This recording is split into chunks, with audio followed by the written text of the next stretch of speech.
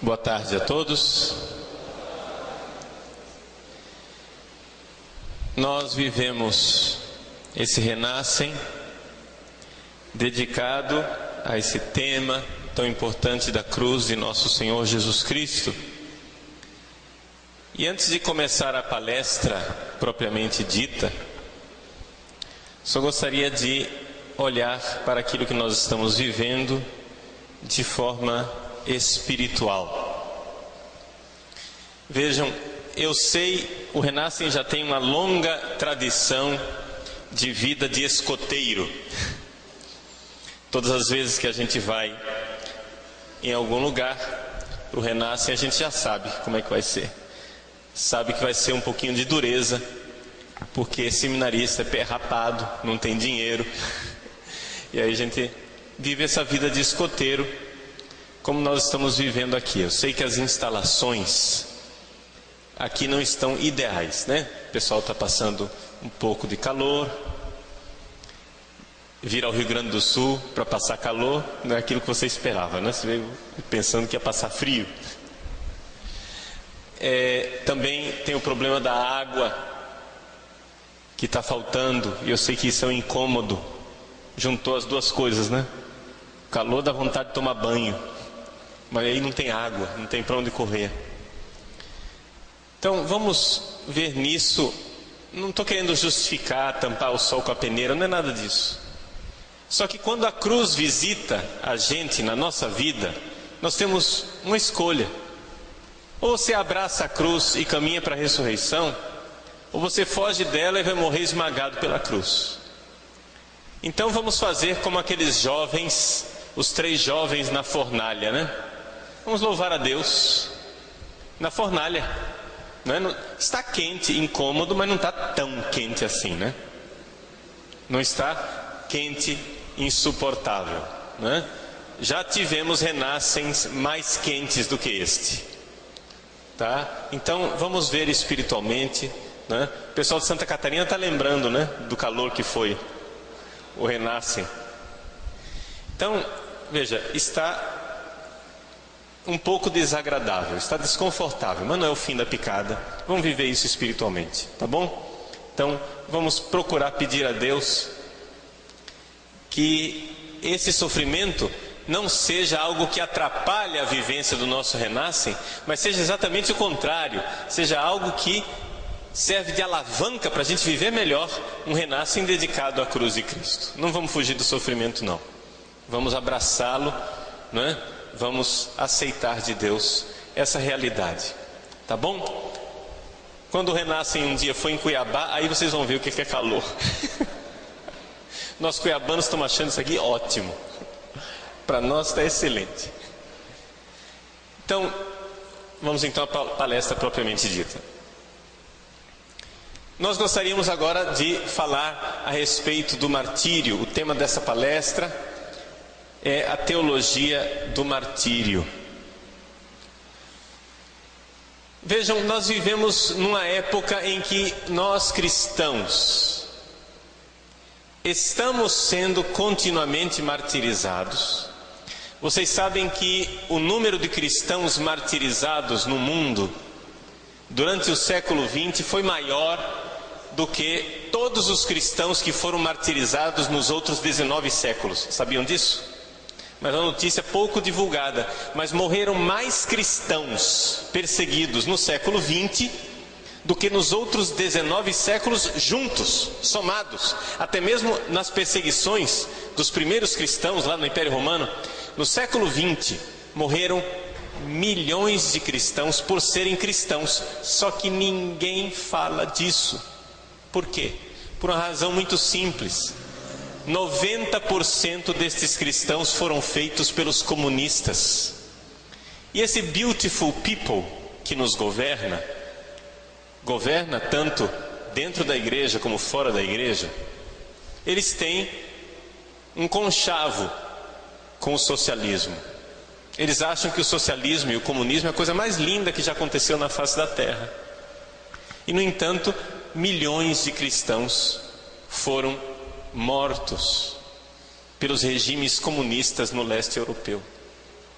e não somente no leste europeu, mas também na Espanha, durante a Guerra Civil Espanhola, também na África, durante o certo domínio dos comunistas, como também em Cuba.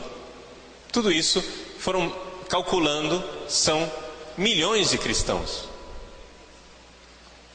Calcula-se que os regimes comunistas mataram mais de 100 milhões de pessoas. 100 milhões é muita gente. Hitler, que também fez mártires cristãos, diga-se de passagem, matou 6 milhões. Todo mundo lembra de Hitler como um carniceiro. Mas Stalin, por exemplo, matou 3 milhões só de uma pancada só do povo dele, né? Na Ucrânia. Ele mandou parar de abastecer a Ucrânia de comida, e a Ucrânia passou por uma fome que morreram 3 milhões de pessoas. Isso não é opinião, isso aconteceu. Depois os campos de concentração na Sibéria, os Gulag, mataram muito mais do que os campos de concentração nazistas. Isso é uma coisa que ninguém fala, e se cobre isto com um véu de mentira. Por quê? Porque eles não querem manchar o belíssimo nome do movimento comunista. E isto é encoberto, seja pelo governo, seja pela mídia, seja vergonhosamente pela própria igreja. Porque a geração que nos governa, que é a geração de Woodstock, que é a geração dos hippies, que é a geração do paz e amor, bicho, essa geração está envolvida até o pescoço com essa revolução comunista. Então, eles querem ou encobrir e esconder o próprio passado, ou encobrir e esconder o próprio presente, porque alguns deles ainda estão muito envolvidos com isso.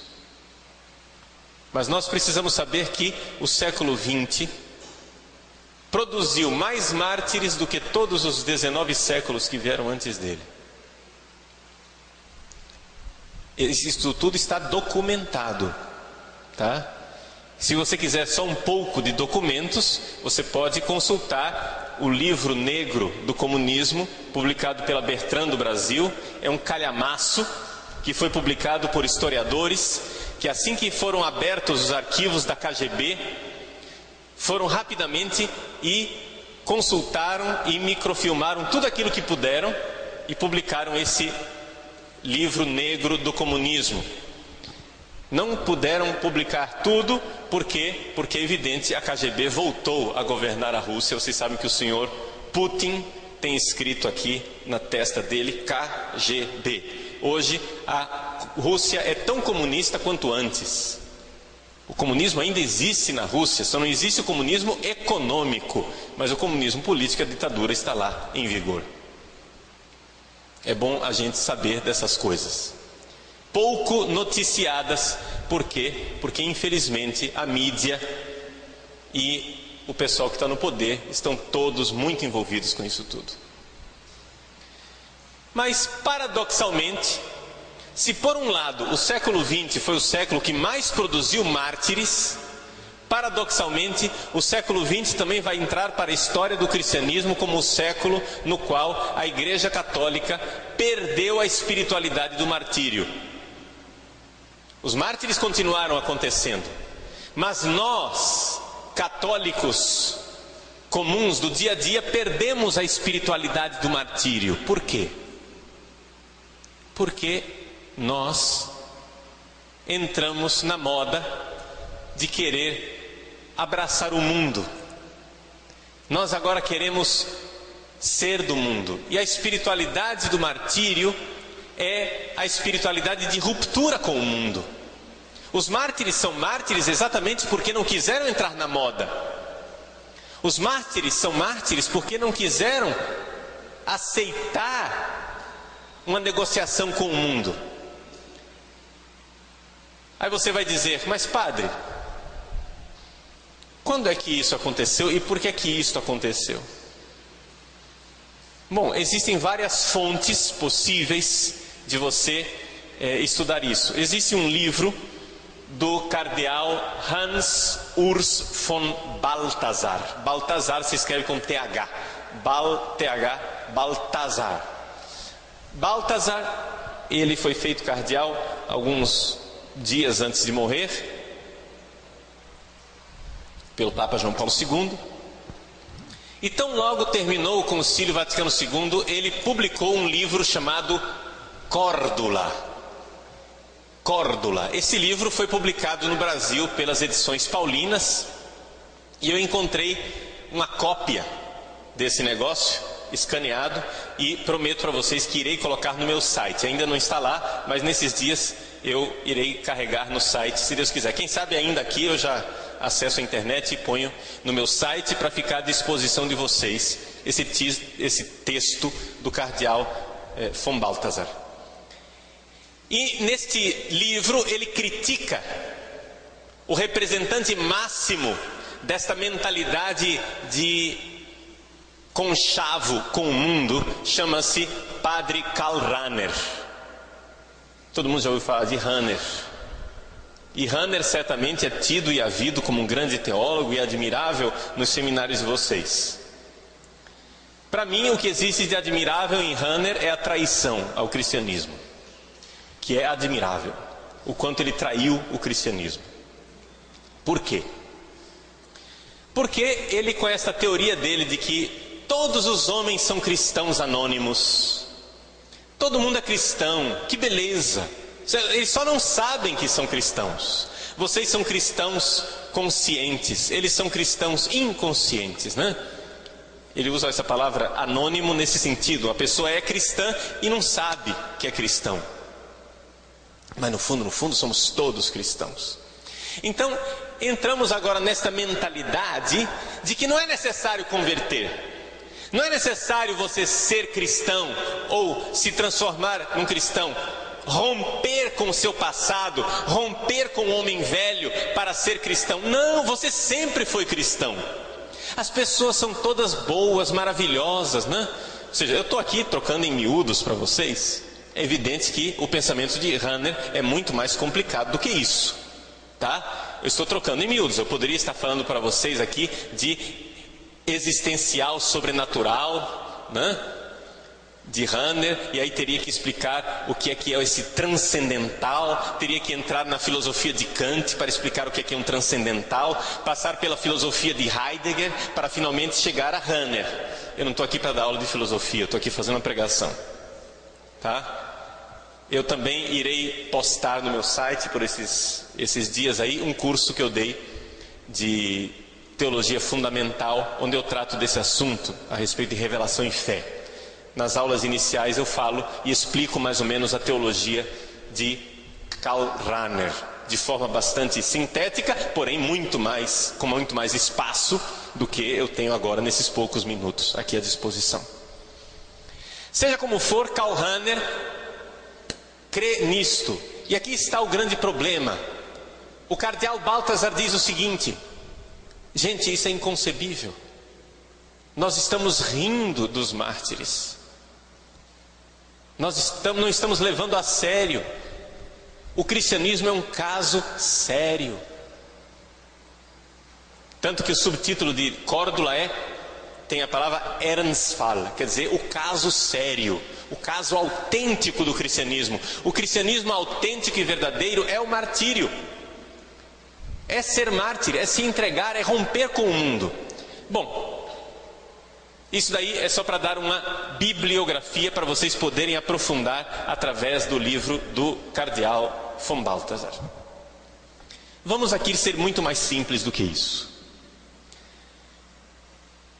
Um padre chamado Padre Joseph Ratzinger já tinha notado isso logo depois do Concílio Vaticano II, e na explicação que ele faz da Gaudium et Spes, ele nota que a Gaudium et Spes usa a palavra mundo de uma forma que não está na tradição da igreja. O que quer dizer a palavra mundo? Quando é que nós usamos a palavra mundo? Se você for ver, por exemplo, no Evangelho de São João, aquela oração sacerdotal de Jesus, né? Nesse ano sacerdotal que nós estamos vivendo, Jesus usa a palavra mundo umas 18 vezes, sei lá quantas vezes. Dessas tantas vezes que ele usa a palavra mundo, ele usa em 3 sentidos. Então é importante você entender que existem 3 significados da palavra mundo. Primeiro significado é o significado de criação, o mundo que foi criado. Você vê, por exemplo, sempre as citações aqui são todas do capítulo 17 de São João, tá? Que é a oração sacerdotal. Você vê, por exemplo, ele diz assim no versículo 5: Agora, Pai, glorifica-me junto de ti, concedendo-me a glória que tive junto de ti antes que o mundo fosse criado. É evidente que a palavra mundo aqui é uma palavra positiva, é a criação, é o mundo como ele foi criado por Deus. Existe um segundo significado da palavra mundo, que é a palavra mundo quando ela é usada para designar não a criação em geral, mas as pessoas, os seres humanos que aguardam a conversão. Ou seja, os seres humanos que serão convertidos pela missão dos apóstolos. Jesus está lá no cenáculo, rezando pelos apóstolos, e então Jesus diz assim: eu não peço que os tire do mundo, mas sim que os persevere do mal, etc e tal. E então ele chega a um ponto e diz que eles sejam um para que o mundo creia. Que eles sejam um só, para que o mundo creia. Então vejam que a palavra mundo aqui é uma palavra mundo num sentido de seres humanos que estão aí, mas precisam ainda ser convertidos. Mas existe um terceiro significado da palavra mundo. E esse terceiro significado da palavra mundo nós encontramos, por exemplo, no versículo 9. É o mundo que rejeitou Deus. Já fez sua opção. Não é nem o mundo criado por Deus, as criaturas em geral, nem o mundo que ainda está aguardando para ser convertido, mas é o mundo que claramente já fez a sua opção, e fez a opção pelo maligno, pela maldade, pela desgraça, pelo egoísmo. Já fez a sua opção de inimizade com Deus, já fez a sua opção pelo demônio, pelo diabo. E Jesus diz assim, no versículo 9, por exemplo: por eles é que eu rogo. Por quem? Pelos discípulos. Não rogo pelo mundo. Olha só, Jesus está dizendo: eu não rogo pelo mundo, mas por aqueles que me destes, porque são teus. Vejam, é quase de se escandalizar essa frase de Jesus, né? Jesus não quer rezar pelo mundo. Por que Jesus não reza pelo mundo? Mas porque a palavra mundo aqui significa o maligno. Por isso que Jesus diz: eles estão no mundo, mas eles não são do mundo. Eles não pertencem ao maligno. Eu peço que os preserve do maligno. Então vejam, meus irmãos, que a palavra mundo tem esses 3 significados. Se você for ver, porém, nenhum destes 3 significados é aquele que é usado, por exemplo, na Gaudium et Spes. A Gaudium et Spes usa a palavra mundo moderno de uma forma positiva, né, otimista, dizendo assim: a igreja no mundo atual. E começa dizendo assim: as alegrias e as esperanças, Gaudium et Spes, né, do mundo são as alegrias e as esperanças do cristão. Em qual dos 3 significados é usada a palavra mundo? Do mundo atual, do homem. As alegrias e as esperanças do homem mundano são as alegrias e esperanças do cristão. Em que sentido? Em nenhum desses 3 sentidos. Não está falando de cosmos, Porque não é a alegria dos passarinhos, das árvores, é de gente. Está falando o quê? Ou está falando de homens que ainda não se converteram, mas que nós precisamos mudá-los e converter, porque converter é isso. Converter quer dizer mudar as pessoas. Converter quer dizer que tem que mudar de mentalidade, tem que romper com o pecado e mudar de vida. Ou eles são o mundo que está esperando para se converter, ou eles são o mundo que já fez a sua opção contra Deus. E em nenhum dos dois casos, as alegrias e as esperanças do cristão são as alegrias e esperanças dessa gente. As nossas alegrias, as nossas esperanças não são as alegrias e as esperanças do homem atual. Não são. O homem atual espera coisas que nós não esperamos. Nós não esperamos o paraíso aqui nessa terra. Nós não esperamos o paraíso do bem-estar material. Nós esperamos Deus e o reino dos céus. Esperamos outra coisa. A encíclica do Papa, Spe Salvi, é claramente uma denúncia dessa realidade. A denúncia desse abastardar a esperança cristã, para dizer que nós estamos esperando a mesma coisa que esse povo está esperando. O Papa diz: não, Senhor, para com isso, nós não estamos esperando. A Spe Salvi é a anti-Gaudium et Spes, com uma diferença. A Gaudium et Spes é um documento pastoral, e você sabe que a igreja não tem infalibilidade pastoral. E a encíclica Spe Salvi é um documento doutrinal. Tem uma diferença. Muito bem. Fechando parênteses sobre a Spe Salvi, o que é que nós devemos então, como deve ser o nosso relacionamento com o mundo? Ora, quando Jesus propõe o seu evangelho, ele diz às pessoas: convertei-vos, arrependei-vos. É necessário metanoia, arrependimento, conversão, mudança de mentalidade. Você tem que romper com a mentalidade mundana. Isso quer dizer o seguinte, vamos ser bem práticos, porque eu gostaria que a gente pudesse aplicar isso na nossa vida. É o seguinte: pense num assunto qualquer, tá? Qualquer assunto que você pensar, o cristão nunca tem a mesma opinião que o mundo tem. Nunca, em nenhum assunto. A não ser que nós estejamos falando aqui de física quântica, né? De matemática. Claro, para o cristão 2 e 2 são 4, assim como as outras pessoas. Mas nós estamos falando aqui de assuntos existenciais. Qualquer assunto de vida, qualquer visão do mundo e da vida, nunca é igual entre um cristão e um não cristão. Porque o cristão sempre tem algo de diferente. Pode ser até que o cristão, por exemplo, esteja de acordo com aquilo que o mundano pensa, mas o cristão sempre enxerga mais. Por exemplo, nós estamos de acordo que, não sei, está calor aqui na sala, está desconfortável? Estamos de acordo. E qualquer pessoa mundana está de acordo com isso também. Só que o cristão vê sempre algo de espiritual que o mundano não vê.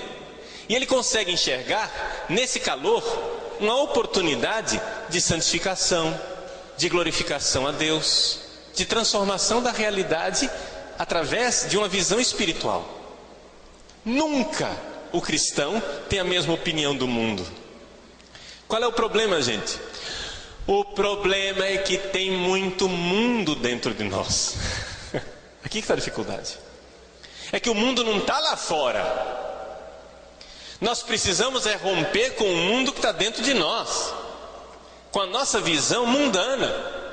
Porque a toda hora e todo momento, por causa do nosso pecado original, por causa de nossa falta de conversão, nós temos uma opinião mundana. Ou seja, que não enxerga as coisas espirituais. O que é que acontece quando a igreja se coloca numa posição de ser boazinha?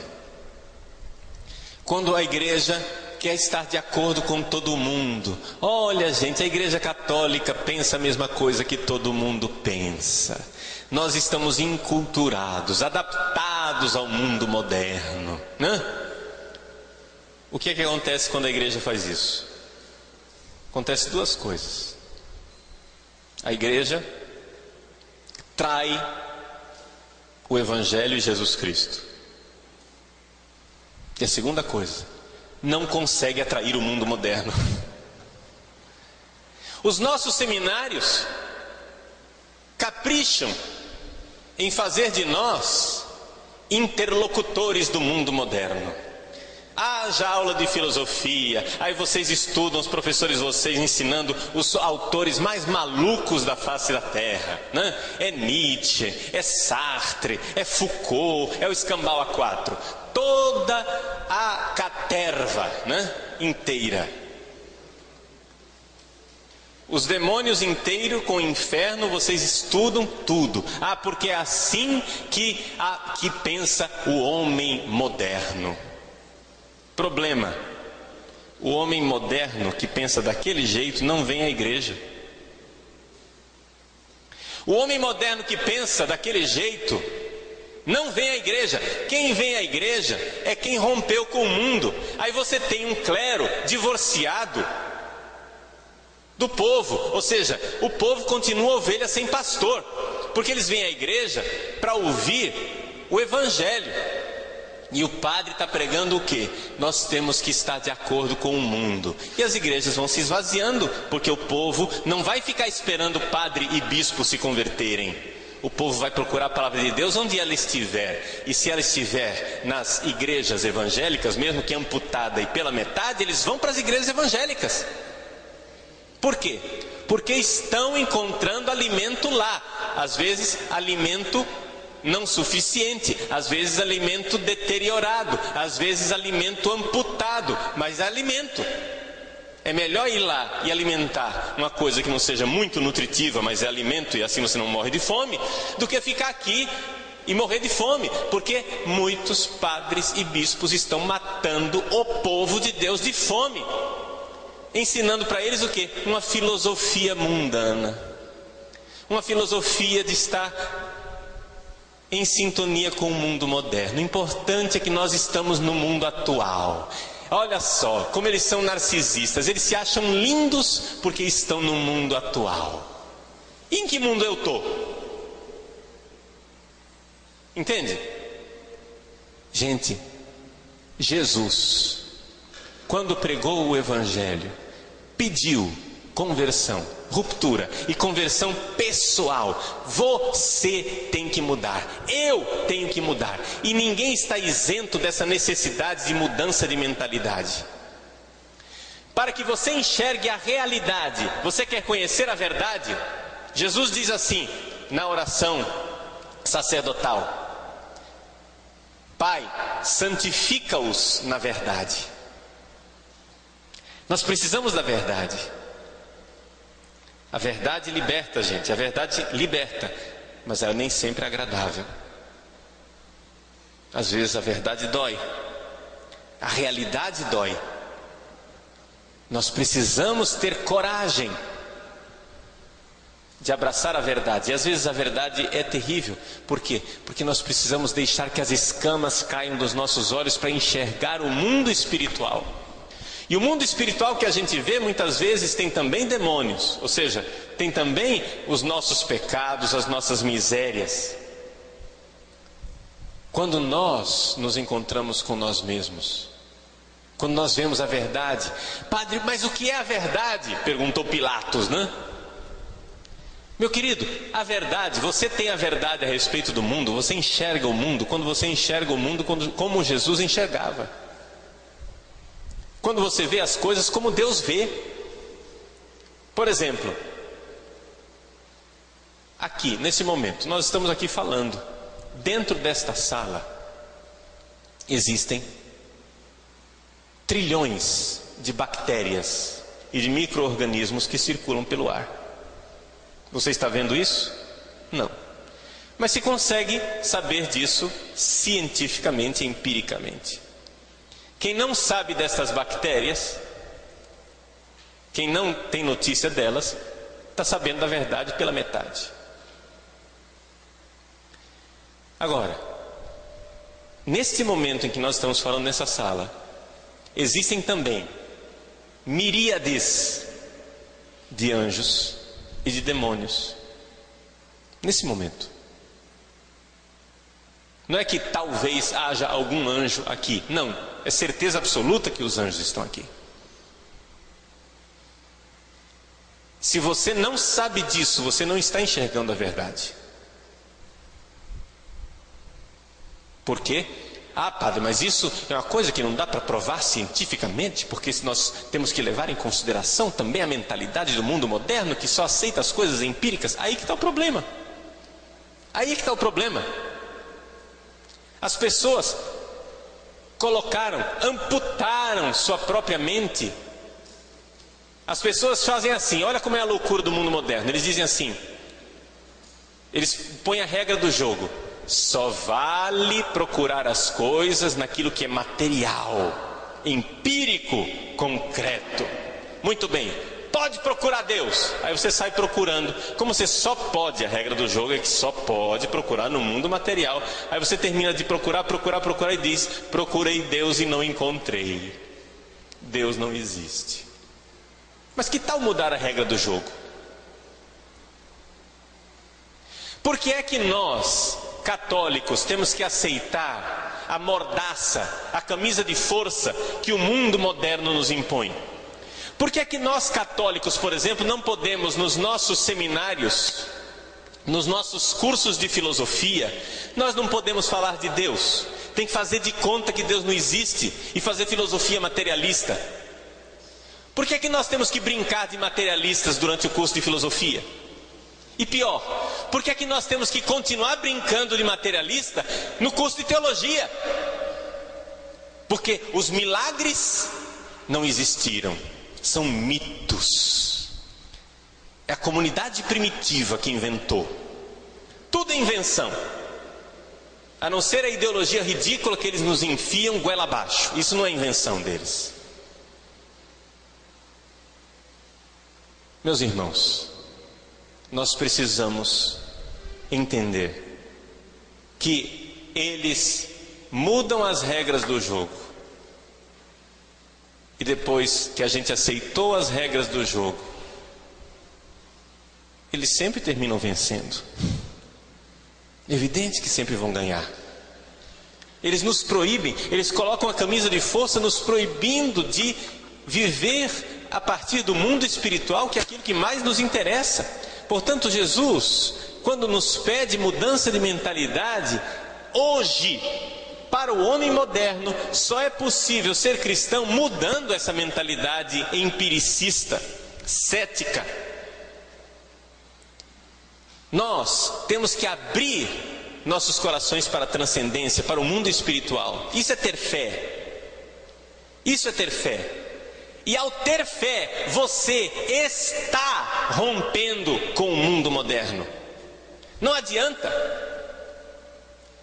Quando você crê nos milagres de Jesus, quando você crê na ressurreição, você está rompendo com o seu professor de filosofia e de teologia, que só acredita no abençoado do Torres Queiruga, que diz assim, quem não sabe, os filósofos talvez não tenham estudado, né? Torres Queiruga. Torres Queiruga é um padre espanhol que, ao meu ver, Torres Queiruga não tem a honra de ser herege. Porque um herege é uma pessoa que falsifica uma verdade de fé. Quem falsifica todas as verdades de fé não é herege, ele é simplesmente apóstata. Ele não consegue nem ser herege, ele já perdeu a fé faz hora.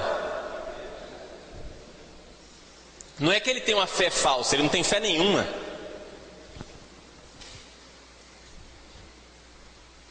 Por que eu digo isso? Porque Torres Queiruga é capaz de dizer o seguinte: que mesmo que eu encontrasse o cadáver de Jesus, eu continuaria acreditando na ressurreição. Conversa para boi dormir, ou seja, ele está dizendo que a ressurreição é balela. Aí eles dizem isso de uma forma, para você não ficar chocado, porque eu estou dizendo isso às claras. Mas eles não dizem isso de às claras, eles vão comendo a papa pela beirada. Eles fazem assim, dizem: não, porque a ressurreição é uma realidade meta-histórica. Olha como fica bonito, né? É uma realidade meta-histórica. Traduzindo em português, a ressurreição é conversa para boi dormir. Ou seja, não aconteceu de verdade. O túmulo não ficou vazio.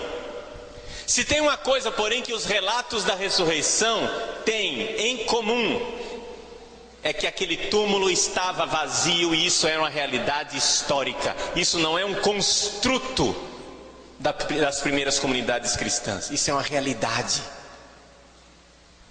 E eles não inventaram isso, porque eles foram perseguidos e morreram por isso. Ninguém morre por uma mentira, gente. Eu já vi as pessoas mentirem para tirar proveito. Nunca vi uma pessoa mentir para terminar mártir.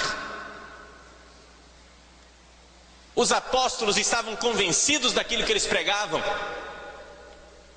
Eles derramaram o seu sangue. Eles morreram mártires, porque Jesus ressuscitou e os gregos riam deles. Os romanos não queriam saber. E os judeus financiavam o projeto de acabar com os cristãos. Eis aí o martírio cristão. Crer verdadeiramente. E crer verdadeiramente é romper com o mundo. Se você crê que Jesus ressuscitou de verdade, você rompeu com aquele padrezinho moderno que é seu professor, seu reitor, seu pároco, seu bispo, sei lá quem ele é. Não me interessa qual é o cargo do apóstata, mas se ele não crê na ressurreição de Cristo, ele é um apóstata. Ele é um excomungado. É um excomungado. Não me interessa se ele é seu pároco, seu bispo ou seu reitor. Quem não crê na ressurreição de Cristo é um excomungado. Não chega a ser herege, porque herege tem fé errada, mas tem. Eles simplesmente abandonaram a fé inteira.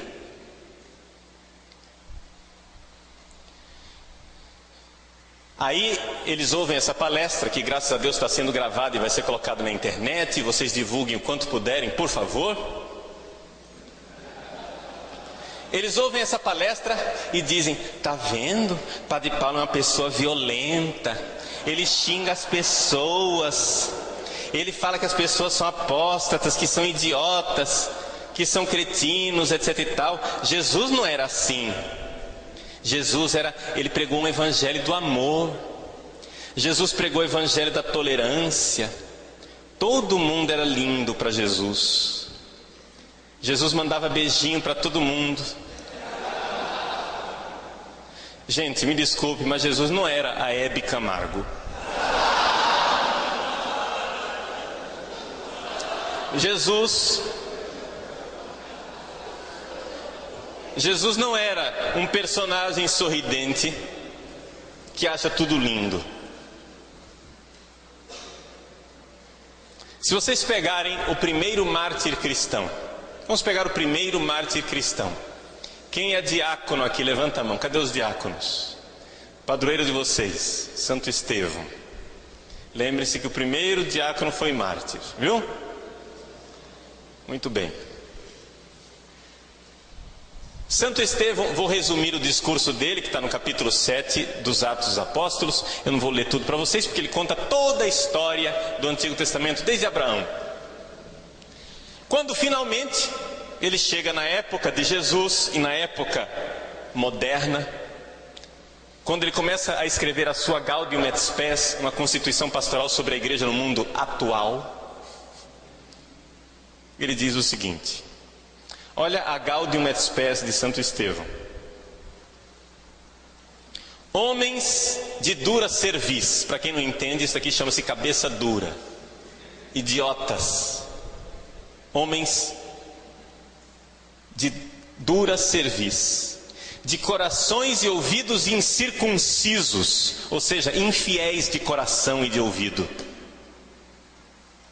Vós sempre resistis ao Espírito Santo, como procederam os vossos pais, assim procedeis vós também. A qual dos profetas não perseguiram os vossos pais? Mataram os que prediziam a vinda do justo, do qual vós agora tendes sido traidores e homicidas, vós que recebestes a lei pelo ministério dos anjos e não a guardastes. Vejam, Santo Estevão não está fazendo aqui um personagem do Paz e Amor. Ele está chamando o seu auditório, os seus ouvintes, de idiotas, infiéis e assassinos, homicidas. Vocês mataram Jesus. Isso é um cristão. Isso é um homem com calça e conteúdo na calça. Dom Eugênio Salles, arcebispo emérito de São Sebastião do Rio de Janeiro, costumava dizer que o problema da igreja não é um problema muito grave, é só um problema de alfaiataria. Tem saia de mais e calça de menos. Ou seja, é um bando de bispo e de padre mulherzinha. Ele não usava essa palavra, mas você entende, né? Ele era o cardeal era uma pessoa, era um príncipe, né? Dom Eugênio é um príncipe, uma pessoa fina. Eu não sou príncipe, eu não sou fino, então eu sou escachado. Eu digo, o que falta é culhões. Está entendendo? O que falta é o conteúdo das calças. Está faltando homem nessa igreja. Por quê? Porque Santo Estevão é um homem de dizer na cara: vocês são assassinos, infiéis, incircuncisos. Você sabe o que é chamar um judeu de incircunciso? De dizer que ele é um pagão, dizer que ele é um gentio, que não pertence à raça eleita. Vocês são assassinos, idiotas e infiéis. Olha que ladainha bonita. Pois é evidente, quando eles ouviram isso, pegaram, arrastaram Estevão para fora da cidade e o apedrejaram. Ao morrer, Estevão diz: Senhor Jesus, recebe o meu espírito. Posto de joelhos, exclamou em alta voz: Senhor, não lhes leves em conta este pecado. Eis aí o amor cristão. Isto é amor. O amor que um padre tem que ter pelo mundo é o amor de querer converter o mundo e morrer para que o mundo se converta. Logo, logo eles vão dizer: ah, porque Padre Paulo é um inquisidor. Padre Paulo quer fazer fogueiras para matar os hereges. Padre Paulo quer fazer fogueiras para purificar a fé. Não, meu irmão, Padre Paulo não quer nada disso, e nem Bento XVI quer nada disso, e nem a igreja quer nada disso. A única coisa que nós queremos e que Deus quer é que você entenda que a fé não é uma coisa pela qual nós matamos. A fé é algo pela qual nós morremos. Nós morremos pela fé.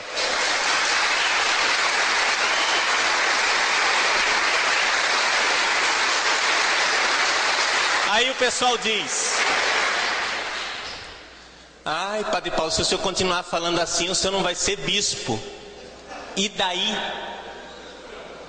Alguém nessa igreja tem que ter coragem de não ser bispo para ajudar a igreja. Porque o problema é esse bando de mulherzinha de direita, tudo embatinado, com seus tercinhos na mão, todos de direita, romaninhos, com as suas alvas de renda, né? Trouxeram rendas de Alesson para fazer alva. As rendas que usava na corte né, do século XVI, Madame de Pompadour. Todos conservadores, lindos, carreiristas safados, que só pensam em ser bispo enquanto a igreja de Deus cai em ruínas. Seja conservador que presta. Seja conservador, use batina, meu filho. Sim, use clésima, eu também uso. Mas dê a vida pela igreja e tenha coragem de não ser bispo, para que essa igreja um dia tenha bispos que vale a pena. Porque é isso que nós precisamos. Graças a Deus nós temos bispos bons. Sim, temos bispos bons, graças a Deus. Mas tem também muita gente querendo salvar a própria pele, querendo jogar para a torcida. E um padre bom é um padre que não joga para a torcida, é um padre que joga para agradar a Deus. Nós temos que querer agradar a Deus, meu irmão. Deus irá um dia pedir contas da minha vida. Não me interessa mitra nesta vida, se depois lá no céu nosso Senhor vai pegar e arrancar mitras e báculos da mão de bispos infiéis. Não me interessa. O que me interessa é que eu não sou melhor do que os outros. Eu sou um pecador. Eu sou um pecador. Mas um pecador que teme a condenação de sua própria alma, porque a minha alma está em perigo.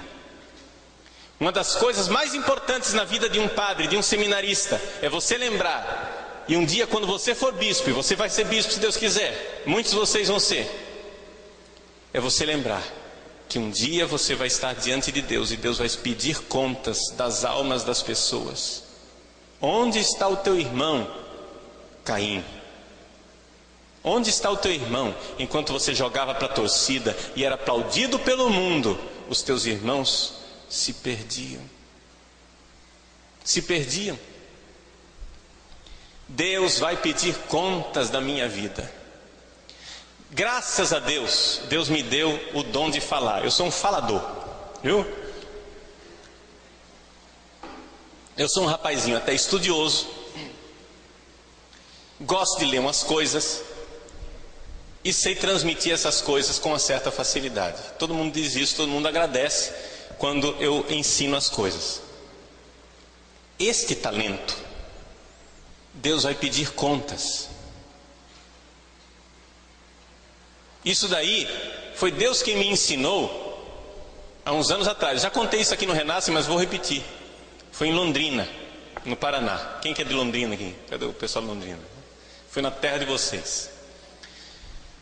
Era de manhã, o nosso avião decolou de Londrina.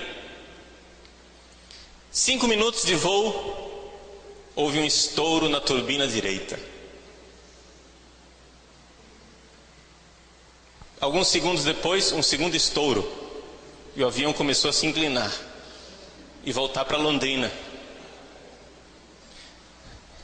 Nesse momento, a comissária, a chefe de comissários, pegou o microfone e disse: gente, vamos ficar calmo, pelo amor de Deus.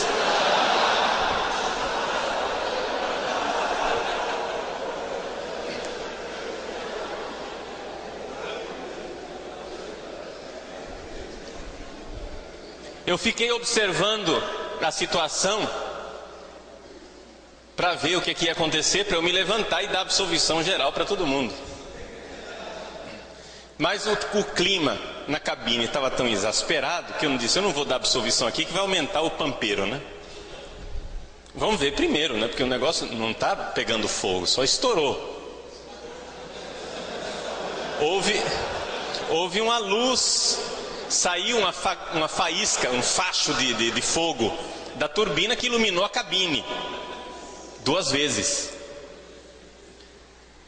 Mas o avião estava lá, não estava caindo. E eu esperei. O que é que eu fiz? Rezei o meu ato de contrição e aceitei de Deus a morte que Ele tinha reservado para mim. Mas enquanto não vinha notícias da cabine de comando dizendo que não foi nada, porque o resultado final foi esse, não era nada. E eu estava crente que eu estaria morto daqui a alguns minutinhos. Eu pensei, o que é que adiantou tanta prudência? O que é que adiantou eu ficar me poupando para não prejudicar minha carreira? Eu ficar caladinho, sem denunciar as coisas? E eu resolvi dali para frente, eu jurei para Deus que eu iria honrar a minha batina. A batina é preta porque eu sou um homem morto, é uma mortalha. Eu iria honrar a minha batina e não iria jogar mais para a torcida. Que eu não iria mais pregar para agradar seu ninguém. Eu iria pregar para agradar a Deus. Somente a Deus. E se a Igreja do Brasil precisa de um pregador que diga a verdade, então aqui estou eu. Eu só espero em Deus nosso Senhor que eu não seja o único. Eu acho que eu não sou o único. Eu espero em Deus nosso Senhor que eu tenha uma multidão de irmãos em vocês, padres jovens e seminaristas jovens. Enquanto você é seminarista, pera rapaz, aguenta as pontas. Se ainda não tem estola no pescoço, fica quieto. Porque em briga de elefante, quem sai perdendo é a grama. E a grama aqui geralmente é o seminarista. Então fica quieto. Seja fiel à igreja e fica quieto. Mas uma vez que você for ordenado padre, eu espero em Deus nosso Senhor Jesus Cristo que você seja um padre que presta. E um padre que ama. Porque, gente, eu não chamo Torres Queiruga de apóstata porque eu o odeio. Eu o chamo de apóstata porque eu o amo e quero a salvação dele e de todos os seus seguidores. Como eu não posso falar com ele direto, eu falo para os seus seguidores. Quiserem matar, pode matar, vou fazer o quê? A atitude do cristão, depois que ele xingou, como Estevão xingou, de idiota, de infiel e de homicida, é dizer: Pai, perdoa, eles não sabem o que fazem. É rezar e é ter verdadeiro amor. E dizer: Senhor, salva. Só que alguém precisa ser pastor das ovelhas. Alguém precisa ser pastor das ovelhas e parar de se preocupar com o lobo. Ah, eu não posso ferir os sentimentos do lobinho, coitadinho. Mas padre, o senhor só tem propostas negativas? O senhor quer acabar com a teologia da libertação? O senhor quer acabar com a heresia? O senhor quer acabar não sei o quê? Qual é a proposta positiva que o senhor tem para fazer para a igreja do Brasil? Você não tem proposta positiva nenhuma, meu irmão. Se você entrar na sua casa e tiver um estuprador estuprando uma criança de 3 anos de idade, o que é que você vai dizer para o estuprador? Você vai dizer: pare com isso. Aí o estuprador olha para você e diz: qual é a proposta positiva que você tem para fazer? Você só tem essa proposta negativa? Pare com isso. E o que eu faço? Se eu não for estuprar essa criança, o que é que eu vou fazer? Você vê o absurdo? Os caras estão dentro da igreja, acabando com a fé católica. Gente, esse povo não tem fé. Estão acabando com a fé que o povo tem na Eucaristia. Não pode mais fazer a adoração do Santíssimo, não pode mais ajoelhar na consagração. Jesus não está presente na Eucaristia, é só um símbolo. Jesus não ressuscitou, ele ressuscitou só na meta-história. Jesus não curou os leprosos, aí foi só uma invenção da comunidade. Quer dizer, o cara está acabando com a fé. Ele é um lobo em pele de ovelha. Ele está dizimando o rebanho do Senhor e ninguém faz nada. E ainda vem dizer que eu sou violento. Violento é sua mãe, seu sem vergonha, vagabundo.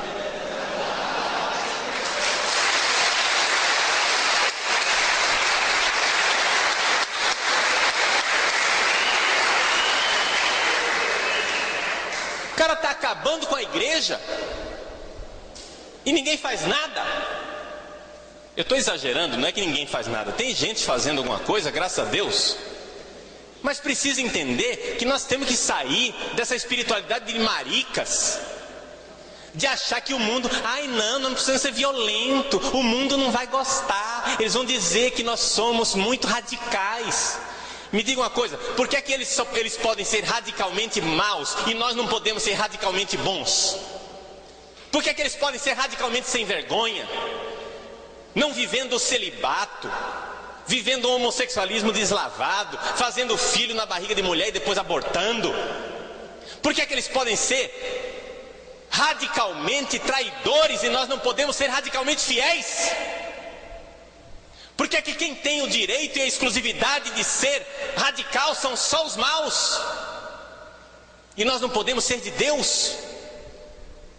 Meu irmão, nós não somos melhores do que ninguém. Eu não estou fazendo aqui um discurso para uma igreja de cátaros, para dizer, nós somos os bonzões. Não, nós somos pecadores. Mas somos pecadores que choram os seus pecados, enquanto está cheio de gente promovendo o pecado dentro da igreja. Não só adotando o pecado como projeto de vida, mas levando as pessoas a pecar. Porque vai me dizer que eles não fazem isso no confessionário? Quando dizem para o povo, não é pecado não. Padre ensinando menino a se masturbar no confessionário, dizendo, olha, masturba é bom, você conhecer seu corpo. Gente, que sem vergonhice é essa? Promovendo o pecado, e ninguém faz nada. Aí você vai dizer, mas padre, eu não posso fazer nada, porque eu não tenho poder. Meu filho, eu também não tenho poder, eu não posso excomungar ninguém, mas eu não posso excomungar, mas eu xingo. Se eu não posso excomungar, eu xingo. Eu não sou bispo, eu não posso excomungar ninguém. Você é seminarista, muito menos. Fica quieto por enquanto. Mas xingue no seu coração, tá entendendo? Xingue. Xingue no seu coração, porque se você não romper com isso, você vai ser contaminado com isso. Você precisa xingar, precisa cuspir nessa porcaria. E chorar os seus pecados e pedir perdão a Deus pelos seus pecados, porque você não é melhor do que eles. E pedir a Deus perdão todos os dias. É o único jeito de ser padre. Nós não damos conta do sacerdócio, nós não damos conta de ser fiéis 100%. Graças a Deus, Deus nos deu a fé, mas infelizmente nós não temos ainda a fibra dos mártires. Nós ainda somos meio lá, meio cá. Ainda tem muito mundo dentro de nós. Nós ainda não somos mártires.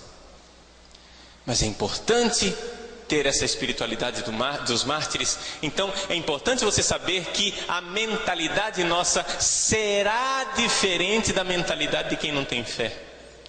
Não queira agradar a torcida e ter a alegria. Ai, o mundo moderno, que beleza. Quem é o Papa dos sonhos do mundo moderno? O Papa dos sonhos do mundo moderno é um Papa que distribuísse camisinha na Praça de São Pedro e celebrasse casamento gay. Esse é o Papa dos sonhos do mundo moderno. Problema, o mundo moderno não vem à igreja. Quem fez esse tipo de loucura foi a igreja anglicana. A igreja anglicana é a igreja dos sonhos do mundo moderno. Eles têm bispo homossexual, tem episcopisa, mulher bispa ordenada, padre casado, padre divorciado, padre tico-tico no fubá. Não precisa mudar de vida para ser anglicano. Você pode ser o velho pecador de sempre e ser anglicano. O mundo moderno está aplaudindo a igreja anglicana? Não, a igreja anglicana é uma igreja cheia de bancos vazios. E é isso que nós estamos arriscando com a nossa igreja. Não passe a mão na cabeça do mundo moderno. O mundo moderno não quer saber disso. ensine as pessoas e leve as pessoas à conversão. Isso sim. E se converta você também, dia após dia. O Papa convocou esse ano sacerdotal para que nós sejamos homens que vivem numa tensão espiritual. No meu site tem um retiro para sacerdotes no ano sacerdotal. Pode baixar, são 7 palestras em que eu explico essa ideia da tensão espiritual no ano sacerdotal. Aconselho muito a vocês a passarem. Façam um pouco de divulgação no clero. Baixa as palestras, põe num CD e dá para os padres. Tá? Eu sou até comportadinho naquelas palestras lá. Eu prometo que eu não xingo demais, não. Faça isso. Não porque eu sou o caminho, a verdade e a vida, porque eu não sou isso. Mas porque Deus utiliza instrumentos. E tem isso aí, tá aí. A internet é um instrumento. Está lá. Eu coloquei no ar. Se você tiver outras pregações para pôr no ar, faça seu site, ponha no ar também, entende? E assim, graças a Deus, que haja milhões de sites com milhões de pregações maravilhosas e cheias de fidelidade a Deus, melhores do que as minhas. Mas é importante que a gente viva essa espiritualidade de ruptura com o mundo, romper com o mundo. É isso que faz os mártires. Pode xingar o mundo quanto quiser, isso não é falta de amor, não. Estevão é prova disso. Ele xinga e depois diz: Pai, Jesus, perdoa, eles não sabem o que fazem. Que Deus faça de nós, futuramente, através da nossa conversão, um povo de verdadeiros sacerdotes, para que o seu reino venha entre nós. Amém.